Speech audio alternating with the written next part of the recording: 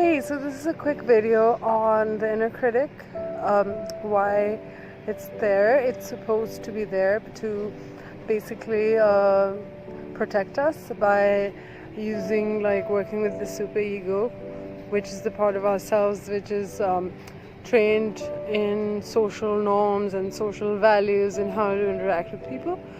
And so the inner critic is there for us to help us rather than being like our enemy, but over time it can become like a really strong force that is very negative for us because it keeps telling us that we're not good enough, what we are doing is not good enough, and it's just like this voice whispering to us that we're not going to be able to do things, and it's supposed to protect us from the shame of failure. But ironically, the vicious cycle of the inner circle is that it perpetuates that shame by sort of scaring us and shaming us. And so this video is 5 ways to reduce the inner critic. And the first way is core beliefs. So you can check my video on core beliefs. And so working on that will help you in terms of whenever you have your inner critic saying that you can't do this, you're not good enough, you can sort of bring in those core beliefs that are positive to challenge the negative ones and reiterate them and work with them to sort of until they are part of your psyche and your subconscious. And then there is like self-affirmations.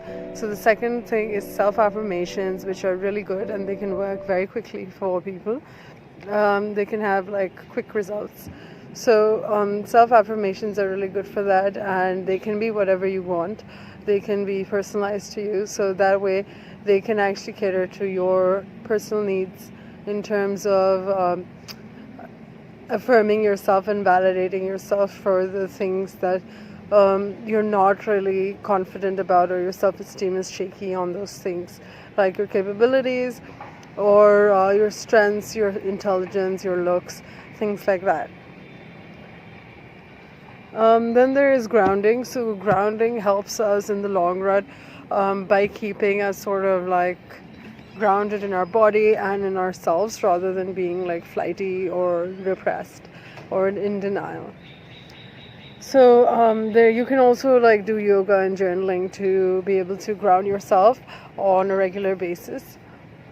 And then there is the fourth thing, which is identify instances and events that trigger the inner critic. So like for instance, if you have financial hardship or relationship problems or losing a job, so that all can trigger the inner critic, and the inner critic can become really strong. And also hi guys, so the fifth step for shrinking the inner critic is to slow down.